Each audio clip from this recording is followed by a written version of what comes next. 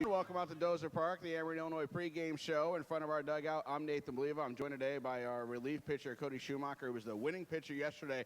But I guess that kind of gets lost in everything else because you were the winning pitcher, but it was part of a no-hitter, a rehab start by Jaime Garcia, and just an overall special day. What was it like for you to be part of that?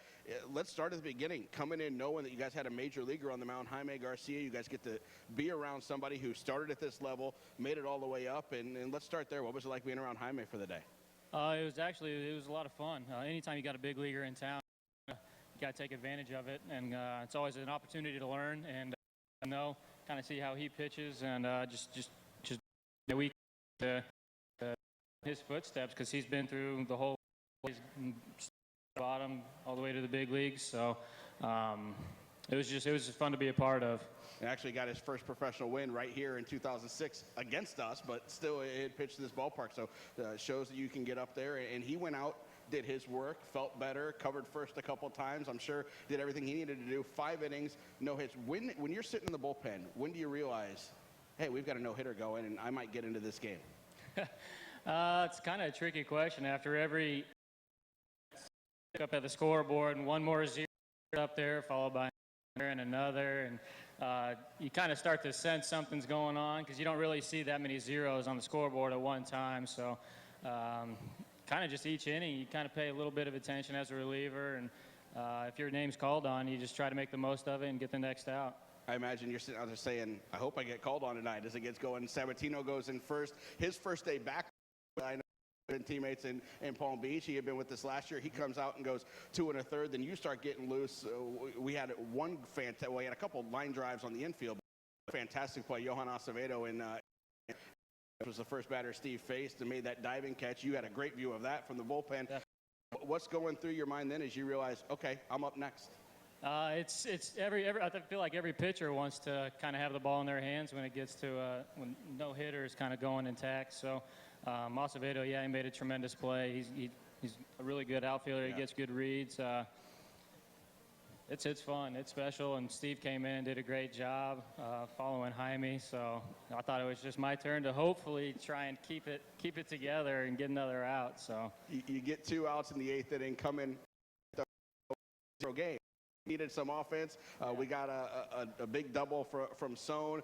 We get the base hit followed by that from Acevedo. We get a little bit of help as a ball skips through the infield, and then a wild pitch brings home the first run. Oscar gets the big hit, 2-0. Did that help you relax in the bullpen, knowing, okay, now we've got a lead, or was it more, oh, now I got to go get the next 3 guys out and finish this? Yeah, it's definitely just you're getting to attack mode as a pitcher. It's just trying to get those 3 outs whenever your name's called upon. But we strung together a couple good hits at the right time, and it was fun. I mean, even their pitcher, hats off to him. He threw a tremendous game. So just unfortunate for him. It's fun, right no hitter. For you, when you're out there in the 9th getting that last guy, was the adrenaline pumping? Was it nerves going? Were you able to block everything out? What was going on for that last batter? Yeah, you try not to think about it as much as possible, but as soon as the crowd got on their feet with the last batter up, you kind of have that in the back of your mind, but at the same time, you're just trying to get that guy out, just like you do with every other hitter. But definitely going, and that definitely helps push you through that last guy. I bet all the guys were saying, okay, let's get a strikeout here. So, the ball wasn't coming. I asked De Leon, were you nervous on that drive? He said, no, not at all. So you got it right to him, and then you guys get to celebrate. Exactly. That's what it's all about. I was just going to take it out any way I could get it at that point. And your first no-hitter that you've been a part of? Definitely, yeah. It's the first one I've ever been a part of, and I don't even know how to explain it. You kind of wake up and you're like, wow, did that really happen last night? But it's on to the next game the next day. And then because we had a rehabber here in Jaime Garcia, you guys get to eat well in there too. So you got to celebrate the no-hitter with a fantastic meal. Yeah, he spoiled us with some good food. We got nice steaks. Look, from Texas Roadhouse. It was that and good food. So if you up a hit there, they would have taken that food away. No, everything that went on yesterday, you mentioned as you woke up today, did that really happen? I guess what were the first things going through your mind as you look back on it? Chance to share it with some family and friends, and I know seemed like we were all over the place, like Twitter, media gave us a shout out, and I know the car 20, so I'm sure family and friends knew all about it. Yeah, they did. First people to text me were my family and friends, and it was. On top of that, and you got the whole Twitter and Instagram and all that kind of stuff. But since being not a part of one, it was definitely new. It was fun, but I know we were joking about it earlier. Sabatino got back in the night before, so first time out, part of a no-hitter, and that's pretty cool too. Yeah, not a bad welcome back, huh? Yeah, you get right into the mix with that. You've been with us for a month or so now. Been playing some fantastic baseball, and a big part of that in the back end of the bullpen. A couple different roles for you. Is it just, hey, wherever they call me, that's where I go in and pitch, whether it's the 7th inning or last night? Some nights it's just put me out there. Yeah, just whenever I'm ready. It's kind of the whole mentality you got to have in the bullpen. It doesn't matter if it's coming in the 2nd inning for a starter who's getting up on his pitch count early, or if it's the latter of the game, whatever it might be. So as a pitcher, you just want the hands whenever you can get it and just make the most of the opportunity. From your perspective, familiar with the best guys on the roster, familiar with this ballpark before you came to us with the Chiefs, with Missouri here on nights like this night, but other than that, pretty much the same? Yeah, pretty much the same, I'd have to say. But yeah, the fans are definitely the biggest difference between college ball and here, and the fans have been fantastic for the whole month or so that I've been here, and I know we all appreciate that. We got a couple of the Missouri Valley guys. You and Paul have it back in the Missouri State, Illinois State days that you remember of? Or? We talk about it every once in a while, but not too much. Those kind of days are in the past. Yeah. Who got the best of those? You guys beat them, or?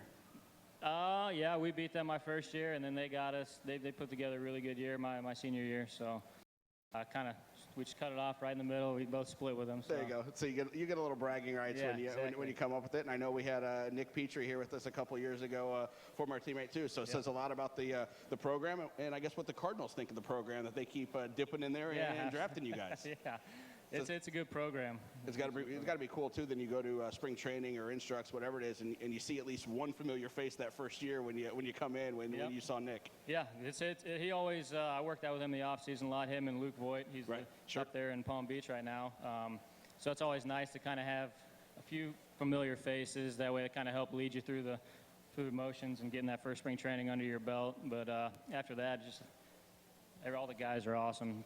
Yeah, be ready to go. And I know you probably got a day off today with an inning and 2/3 from last night, but ready to go at some point against there should be a nice series with King County, first place and second place, and nice little battle between us two teams for the weekend. So we're looking forward to that. It's going to be a good series. All right, well, get ready for it. Good luck out there tomorrow or Sunday, whenever your number's called again. Congratulations on last night getting the no-hitter. Hopefully you grabbed a memento or something to remember it by and to write your name and all the numbers on. That'd be great. Thank you very much. I appreciate it. Cody Schumacher, thank you very much. Our winning pitcher last night got the last 5 outs actually of the no-hitter. Jaime Garcia through the first 5 innings, then Steve Sabatino with 2 1/3, and Cody with an inning and 2/3. Was our first no-hitter here since 2011 when Austin Kirk did it, also against Clinton, and also a 2-0 victory. Chiefs with back-to-back wins in that Clinton series of 2-0. Now King County comes in. I mentioned briefly while talking to Cody, they're in first place at the moment. Chiefs are in second, so a nice weekend series between the top 2 teams. Here in the second half in the Western Division,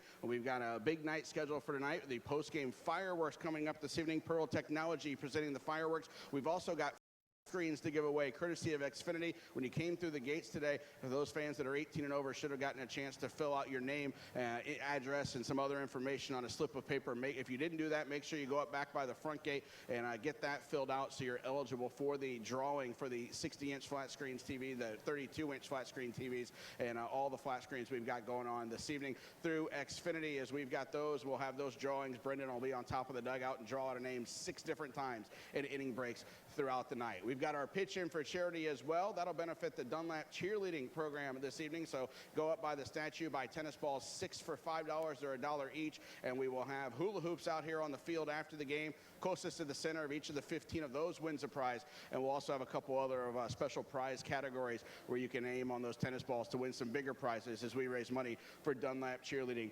throughout the evening. Also, Ed Randall for the Cure here with us tonight. We'll have a lot going on there. We've got about 11 first pitches, I think, coming up here in just a few minutes as well. Kane County back here tomorrow at 6:30. It's our Christmas in July promotion, and we've got this pretty cool giveaway, the Homer Snow Globe here for the first 1,000 fans tomorrow that come come through the gates for the 6:30 start. Gates will open at 5:30, and the first 1,000 fans for Christmas in July get this Homer snow globe at the ballpark tomorrow. As we mentioned, Christmas in July, we're going to have a whole lot going on with that tomorrow. Some Christmas music. We'll get the ballpark decorated, have a whole lot of fun there. And also, after the fireworks tomorrow, you can stick around and watch Home Alone on the video board. 25th anniversary of the release of the Home Alone movie to theaters, and we will have that out tomorrow on the video board and celebrate the Christmas in July promotion. Then on Sunday, it's a 6:30 start as well. Princess Day here at the ballpark. Elsa from Frozen, Snow White, Cinderella, and Pocahontas will all be here. Fans can get their pictures taken with them, get autographs. They'll be down on the field for a while. They'll be up on the concourse throughout most of the game. They'll be at the gates when fans come in. But you can make sure you get a picture with them if you show up to the Tea Party meet and greet. You can get a special ticket for that includes the Tea Party meet and greet and your ticket to the game. Get that online at PeoriaChiefs.com. Make sure you get pictures, and an opportunity to meet those princesses guaranteed in that Tea Party meet and greet. We'll have a Harrison Bader poster giveaway for the first 1,000 fans, courtesy of the PJ Star and CityLink. That'll be on Sunday. Gates open at 5:30. You can play catch down on the field pregame. Chiefs will sign autographs down here at 5:45 as well. And it's a PNC Kids Eat Free Sunday. For a $5 ticket, kids get a free hot dog, free soda, and a free bag of chips on the Sunday for our Princess Day. And we cap it off with a post-game fireworks show to end this homestand against Kane County. Tonight, we thank you for coming out. Go up there and buy tennis balls to help raise money for Dunlap Cheerleading. Sit back, relax, have a lot of fun with Katie and her crew. And we're going to have a lot of fun out here tonight taking on this Kane County team and ready for the big fireworks show presented by Pearl Technology. Thanks for spending your Friday with us here at Dozer Park.